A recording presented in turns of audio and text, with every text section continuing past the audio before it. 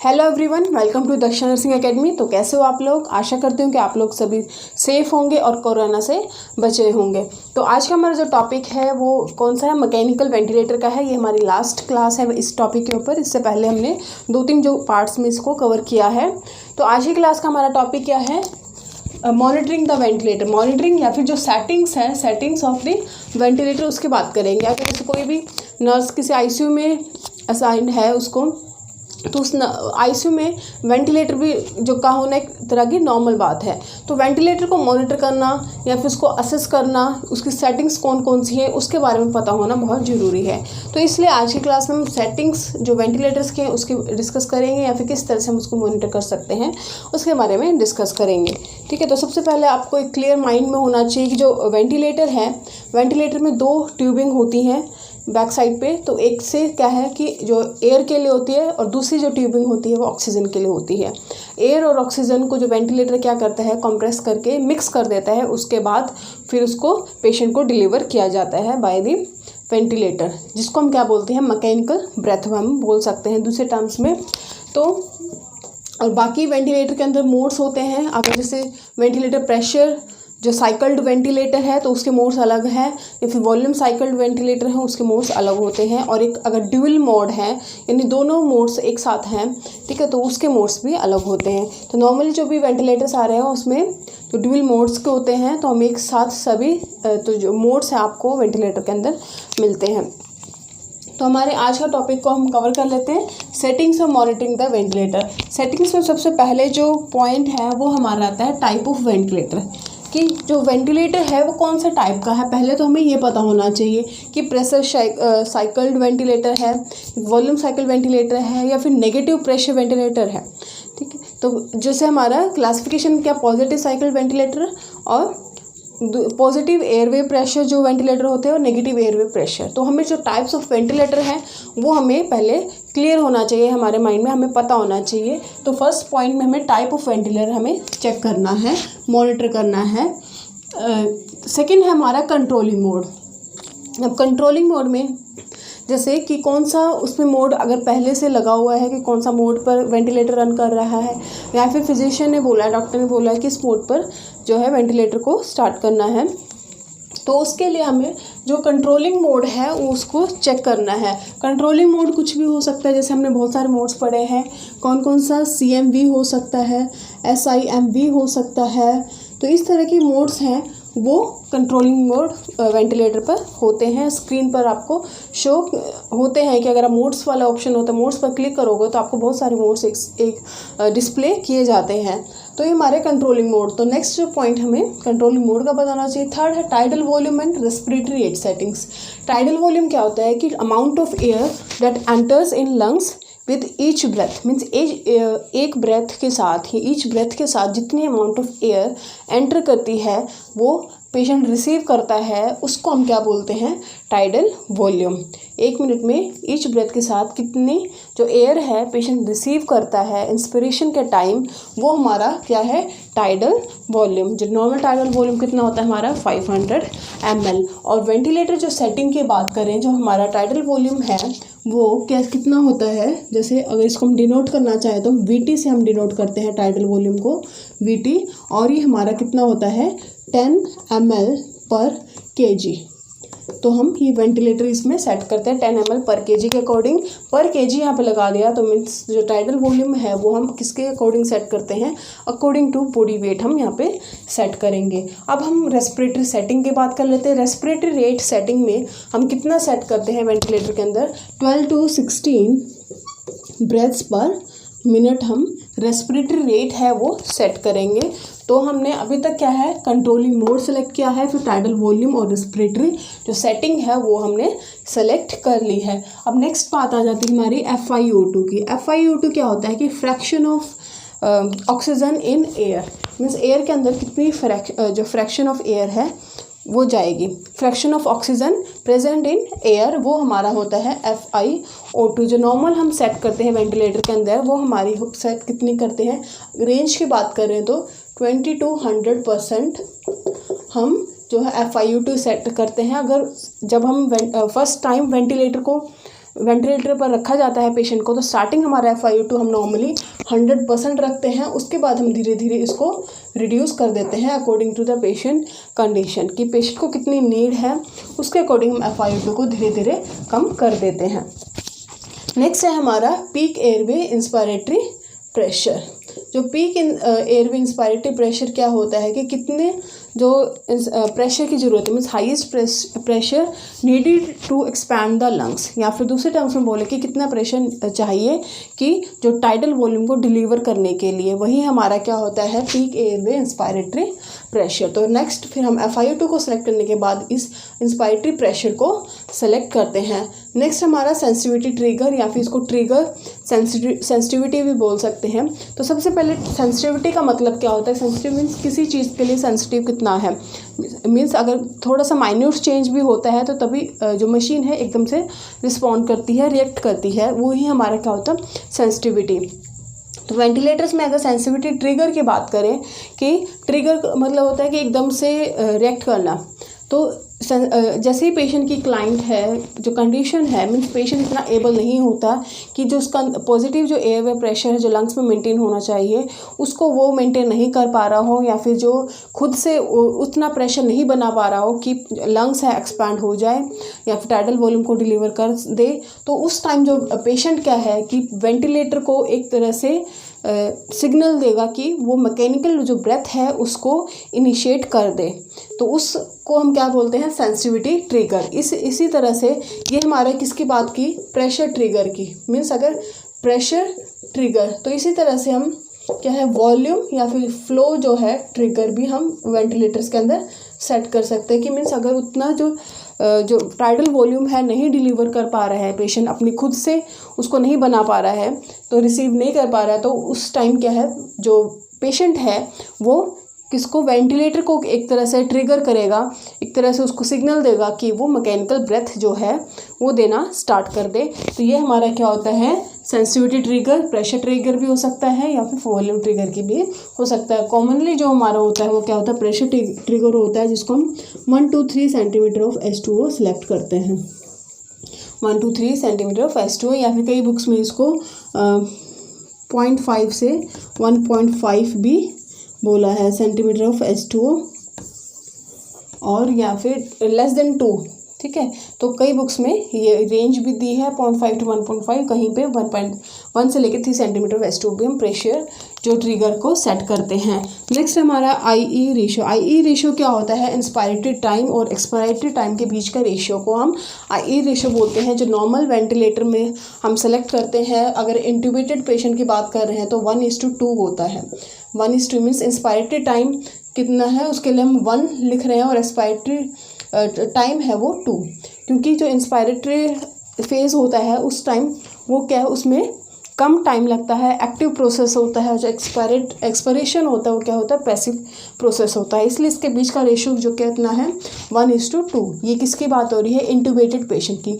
अगर पेशेंट हमारा नॉन इंट्यूबेटेड है या फिर स्पॉन्टेनियस ब्रीदिंग है तो वहाँ पे ये रेशियो कितनी होती है 1:4, ठीक है। तो इस बात को आपको देखना है 1:4 स्पॉन्टेनियस ब्रीदिंग में या फिर नॉन इंट्यूबेटेड पेशेंट है वहाँ पे होती है। नेक्स्ट हमारा मिनट वॉल्यूम।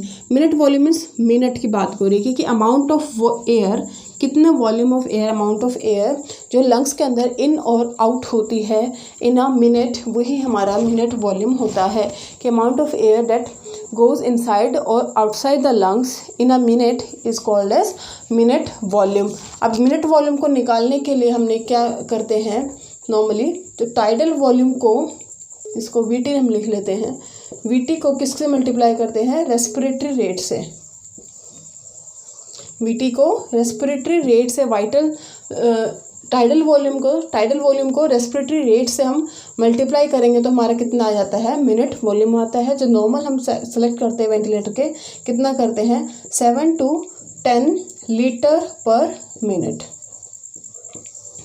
तो हमने इसको लीटर पर मिनट में लिखा है। तो मिनट वॉल्यूम हम नॉर्मल 7 to 10 लीटर पर मिनट यहाँ पे वेंटिलेटर्स के अंदर सेट करते हैं। नेक्स्ट हमारा size setting if applicable, means अगर फिजिशियन ने बोला है पेशेंट की नीड है, अप्लीकेबल है, तो हम वेंटिलेटर में साइज सेटिंग को सेलेक्ट कर सकते हैं। साइज सेटिंग क्या होता है, साइज क्या होता है, साई, SIGH। साई क्या होता है कि amount of air that delivered, means जो अमाउंट ऑफ एयर जो 2 times ऑफ टाइडल वॉल्यूम होती है, that delivered in a 6 to times per hour, means जो उतनी अमाउंट ऑफ एयर जो टाइडल वॉल्यूम के डबल हो, टाइडल वॉल्यूम के डबल एयर है, वो एयर जो 1 घंटे के अंदर 6 से 10 बार डिलीवर की जा रही है पेशेंट को, वो हमारे क्या होता है, साई होता है। इसको हम लिख लेते हैं जिससे आपको कन्फ्यूज़न ना हो,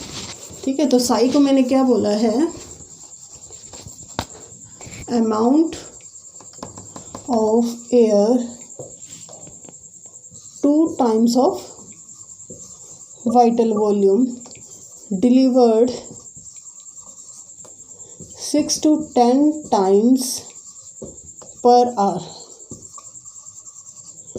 मीन्स जो टाइडल वॉल्यूम के डबल जो अमाउंट ऑफ एयर है वो पेशेंट को दी जा रही है। 1 घंटे के अंदर कितनी दी जाएगी, 6 से 10 बार, मीन्स 7, अगर फिजिशियन का ऑर्डर पेशेंट कंडीशन के अकॉर्डिंग 7 जो टाइम्स है 1 घंटे के अंदर 7 बार टाइडल वॉल्यूम के डबल जो एयर है वो पेशेंट को दी जाएगी बीच बीच में। मीन्स जो है वेंटिलेटर में सेटिंग कर दी जाती है कि 1 घंटे के अंदर इंटरवल में, 1 घंटे में कुछ इंटरवल के बाद, एक फिक्स इंटरवल के बाद जो है 7 टाइम्स पेशेंट को टाइडल वॉल्यूम के डबल जो एयर दी जानी चाहिए। तो उसको हम क्या बोलते हैं, साई सेटिंग।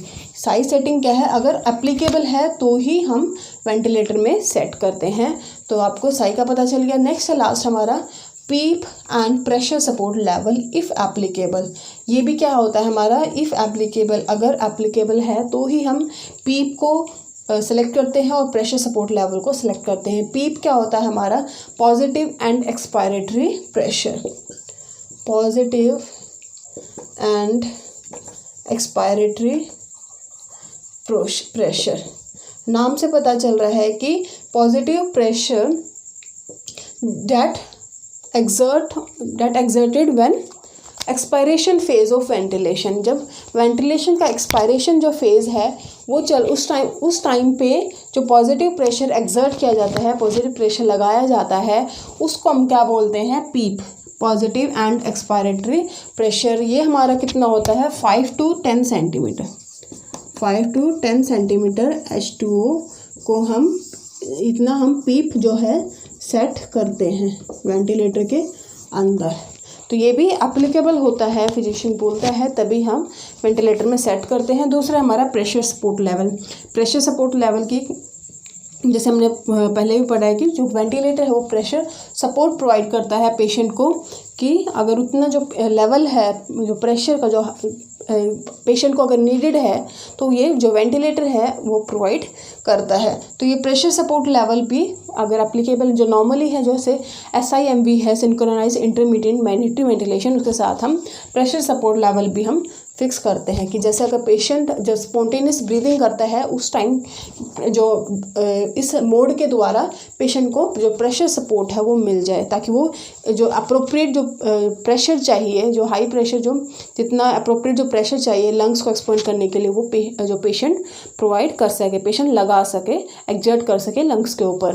तो इसलिए क्या है, जो प्रेशर सपोर्ट लेवल लगभग सभी मोड्स के साथ लगा दिया जाता है, ठीक है। तो ये हमारे जो मेन पॉइंट्स जो बचे हुए थे और किस तरह से हम वेंटिलेटर को असेस करते हैं, सेट करते हैं, उनकी हम बात कर ली।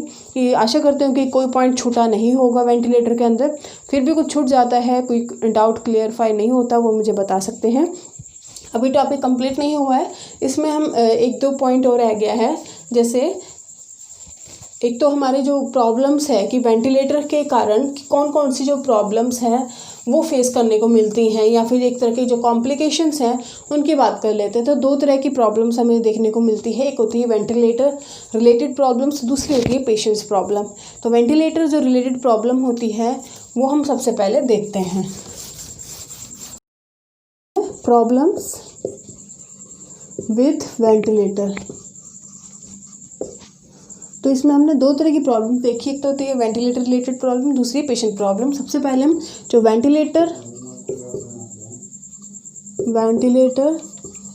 जो प्रॉब्लम्स है उनकी बात कर लेते हैं। तो फर्स्ट इसमें प्रॉब्लम आती है वो है इंक्रीज्ड, इसको मैं इस तरह से लिख रही हूँ, इंक्रीज्ड पीक प्रेशर या फिर इंक्रीज पीक एयरवे प्रेशर।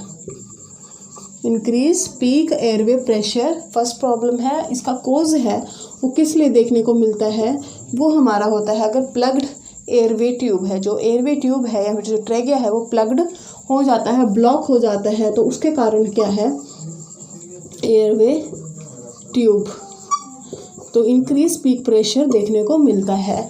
तो इसमें हम क्या कर सकते हैं कि जो सक्शन द ट्यूब, इसमें हम क्या करेंगे, जो इंटरवेंशन रहेगी वो हमारी क्या होगी, सक्शनिंग द ट्यूब, ताकि वो जो ट्यूब क्लियर हो जाए और प्रेशर क्या है अपने आप रिड्यूस हो जाएगा। तो ये हमारी क्या है, इंटरवेंशन।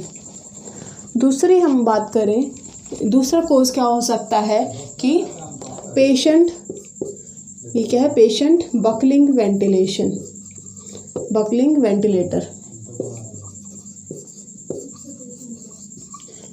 बकलिंग वर्ड आपने पहले भी सुना होगा कहीं पे, इम्पोर्टेंट है। बकलिंग का मतलब क्या है कि फाइट बैक करना। जो पेशेंट है वो वेंटिलेटर से फाइट करता है। फाइट कैसे करता है कि जैसे नॉर्मली क्या होता है कि अगर एक्सपायरेटरी फेज़ होता है या फिर एक्सपायरेटरी फेज़ में क्या होगा, लंग्स क्या करते हैं, रिलैक्स हो जाते हैं। तो यहाँ पे पेशेंट बकलिंग वेंटिलेटर में क्या होता है कि पेशेंट जब एक्सपेंशन फेज, एक्सपायरेटरी फेज़ में जो लंग्स हैं वो क्या होंगे, रिलैक्स होंगे, बट वेंटिलेटर क्या करेगा, उसको इंस्पायरेटरी फेज़ के कारण कॉन्ट्रैक्ट करने की ट्राई करेगा। तो उस टाइम क्या है कि पेशेंट वापस वेंटिलेटर से फाइट बैक करता है। तो इसको हम क्या बोलते हैं, बकलिंग दी वेंटिलेटर, पेशेंट बकलिंग वेंटिलेटर कि जो अगर ये इसमें क्या सिंक्रोनाइजेशन देखने को ना मिले, पेशेंट क्या है एक्सहेल कर रहा हो या फिर, और जो वेंटिलेटर है वो क्या है क्लाइंट को क्या करवाना चाहता हो, इनहेल, तो उस टाइम क्या है पेशेंट बकलिंग दी वेंटिलेटर। तो इसमें जो इंटरवेंशन है हमारा वो क्या होगा कि मैनुअली या एडजस्टिंग ट्रिगर मीन्स हम ट्रिगर सेट करेंगे। अगर इस तरह की कोई कंडीशन आती है तो ट्रिगर सेट किया जाएगा, एक अलार्म दिया जाएगा, ताकि जो फिजिशियन है या फिर जो भी मॉनिटर कर रहा है वो यहाँ पे इसको कंसिडर करें और उसको वेंटिलेटर को है दोबारा से रीसेट करें। तो यहाँ पे ट्रिगर को हम इसलिए सेट करते हैं ताकि इस प्रॉब्लम को हम अवॉइड कर सकें। थर्ड इसका जो कोज है वो होगा किंकिंग ऑफ ट्यूब्स। किंकिंग ऑफ ट्यूब का मतलब क्या है कि जैसे ट्यूब प्रेस हो जाती है, मुड़ जाती हैं, तो उसकी वजह से क्या है कि वो ब्लॉक हो जाएंगी और प्रेशर है वो इंक्रीज देखने को मिलेगा। तो यहाँ पे हम क्या करेंगे, इंटरवेंशन में जो ट्यूब्स को हैं दोबारा से चेक करेंगे, रीचेक करेंगे, और अगर वो क्लाइंट को रीपोजिशन करेंगे, तो क्लाइंट की पोजीशन की वजह से भी किंकिंग हो सकती है। तो यहाँ पे रीपोजिशनिंग द क्लाइंट और रीपोजिशनिंग द क्लाइंट और पेटेंसी को यहाँ पे चेक किया जाएगा।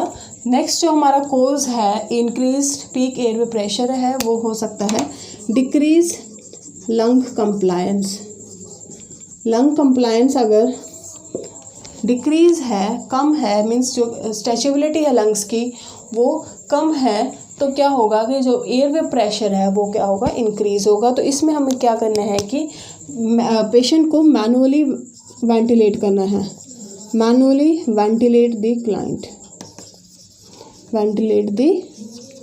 क्लाइंट, और साथ में उसका जो भी एबीजी स्टेटस है वो चेक करेंगे, हाइपोक्सिया की कंडीशन देखेंगे और फिजिशियन को नोटिफाई करेंगे अगर हमारा जो कोज क्या है, लंग कंप्लायंस है। नेक्स्ट है हमारा जो डिक्रीज लंग कंप्लायंस है। नेक्स्ट जो कोज इसका हो सकता है वो है ब्रोंकोस्पैज्म या फिर निमोथोरैक्स। ठीक है, निमोथोरैक्स और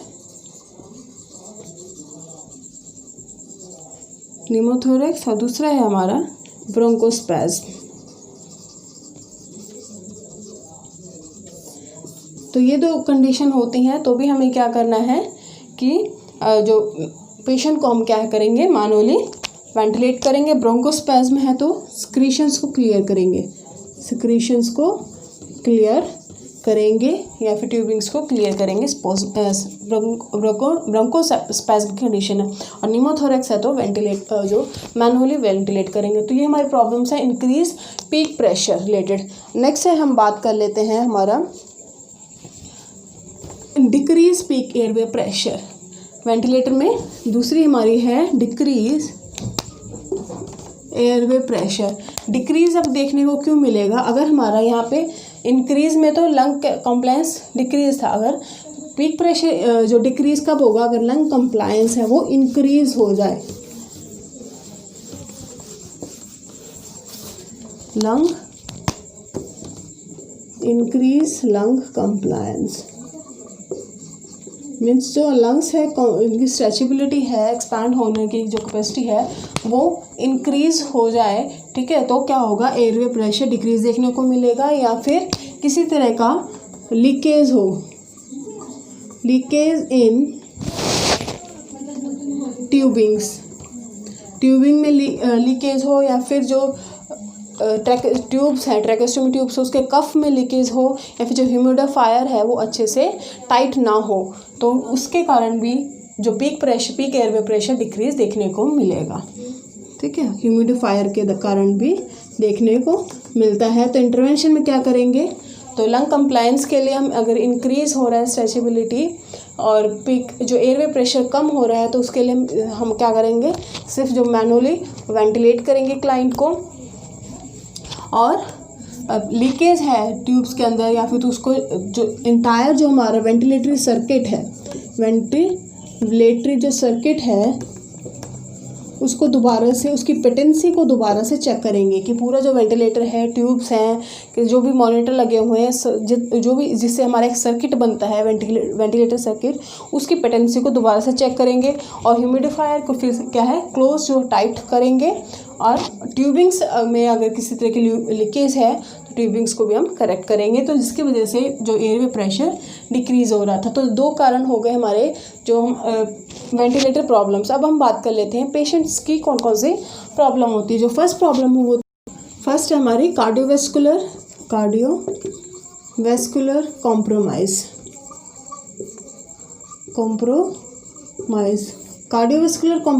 कब होता है, अगर कोज है विनस जो प्रेशर है वो डिक्रीज हो, विनस रिटर्न है वो डिक्रीज होगा, डिक्रीज विनस रिटर्न, उसकी वजह से जो कार्डियोवैस्कुलर कॉम्प्रोमाइज़ होगा। जो विनस रिटर्न है वो क्यों रिड्यूस होगा, वो विनस रिटर्न कम क्यों होगा, डिक्रीज क्यों हुआ, क्योंकि लंग्स में पॉजिटिव प्रेशर होने की वजह से, जो पॉजिटिव एयरवे प्रेशर की वजह से जो डिक्रीज विनस रिटर्न देखने को मिलेगा। तो इसके लिए हम जो इंटरवेंशन हमारी रहेगी उसमें क्या करेंगे, हम जो ABG वैल्यूज़ है उसको चेक करेंगे, प्लस जो हमारा हार्ट रेट है उसको असेस करेंगे, हार्ट रेट को, सेंट्रल वेनस प्रेशर को देखेंगे, यूरिन आउटपुट को हम असेस करेंगे, और लास्ट में हम क्या करेंगे, जो फिजिशियन है उसको हम नोटिफाई करेंगे, उसको हम इन्फॉर्म करेंगे कि इस तरह की कंडीशन पेशेंट में दिख रही है, कार्डियोवैस्कुलर कॉम्प्रोमाइज़। दूसरा है हमारा बैरोट्रोमा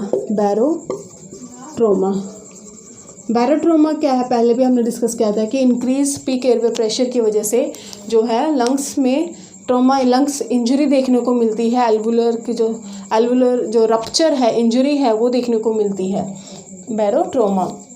तो ये भी हमारा किसकी वजह से है, हाई या फिर peak airway pressure, high pressure की वजह से जो है बैरोट्रोमा देखने को मिलता है। तो इंटरवेंशन इसमें क्या करेंगे कि हम जो क्लाइंट के हाइपोक्सिया को असेस करेंगे, ABG वैल्यूज़ को देखेंगे, ABG वैल्यूज़ को असेस करेंगे, और अगर कंडीशन जैसे ARDS की है या फिर COPD का कोई क्लाइंट है, सीवियर ARDS है, तो उस चीज़ में हम ध्यान रखना है कि जो प्रेशर है वो ज़्यादा ना हो, वो हम उसको मिनिमल प्रेशर पे मॉनिटर करते हुए क्लाइंट को वेंटिलेशन जो प्रोसेस है वो करवाएंगे। ठीक है, तो यहाँ पे हम ABG वैल्यूज़ या फिर हाइपोक्सिया को असेस करेंगे, और क्लाइंट को हम चेस्ट ट्यूब इंसर्शन के लिए तैयार करेंगे, चेस्ट ट्यूब इंसर्शन के लिए हम इसको तैयार करेंगे। ठीक है, तो लास्ट है हमारा इसमें pulmonary infection.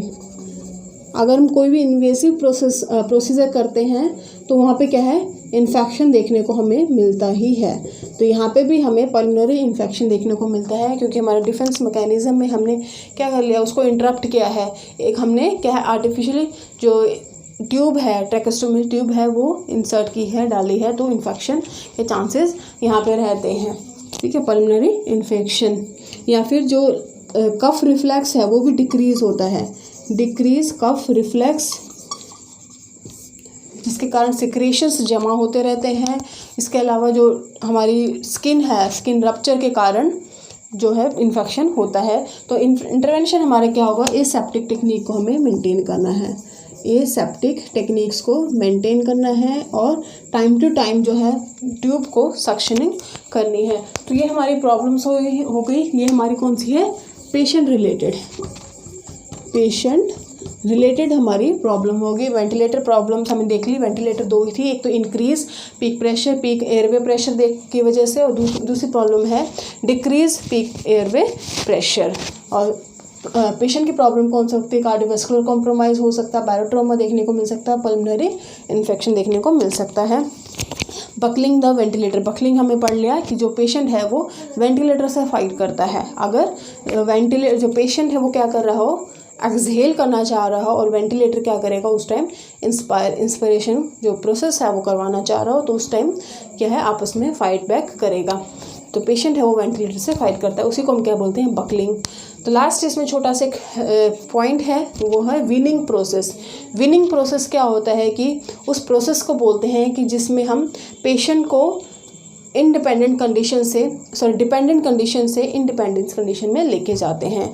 Removing the client from dependent condition to independent condition, means जो पेशेंट है किसके ऊपर डिपेंड है, वेंटिलेटर के ऊपर डिपेंड है, तो उसको वहाँ से हमें रिमूव करना है, हटाना है, उसी को हम क्या बोलते हैं, वीनिंग। और वीनिंग हम 3 स्टेप्स में करते हैं। सबसे पहले हम जो है पेशेंट को हम रिमूव फ्रॉम द वेंटिलेटर से हटाएंगे।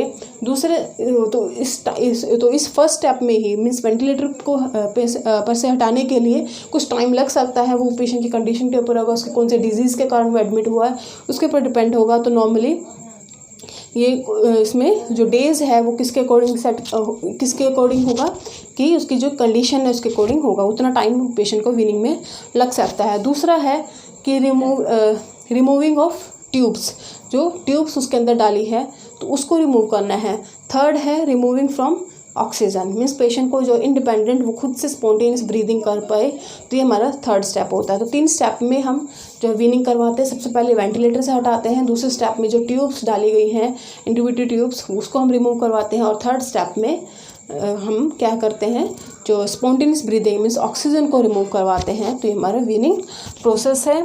तो वीनिंग का प्रोसेस हमारा कब स्टार्ट होता है, जैसे ही जो पेशेंट है रिकवर करने लग जाता है, मीन्स उसकी जो मेडिकल प्रॉब्लम है, सर्जिकल प्रॉब्लम है, उसका जो एक एक्यूट जो स्टेज है वो जैसे ही ख़त्म होता है तो वीनिंग का प्रोसेस वहीं से स्टार्ट होता है। ठीक है, तो ये हमारा वीनिंग हो गया। तो वेंटिलेटर का जो होल टॉपिक है, कोई सब चीज़ हमने कवर की है, फिर भी कुछ रह जाता है, कुछ डाउट है वो मुझे बता सकते हैं। तो आज का टॉपिक हम यहीं पे कंप्लीट करते हैं। आज के टॉपिक में हमने क्या क्या डिस्कस किया है, पेशेंट की प्रॉब्लम्स डिस्कस की है, बकलिंग क्या होता है वो डिस्कस किया है, इसके अलावा जो सेटिंग्स होती है इंपॉर्टेंट वो डिस्कस की है। ठीक है, तो आज के लिए इतना ही। Thank you so much.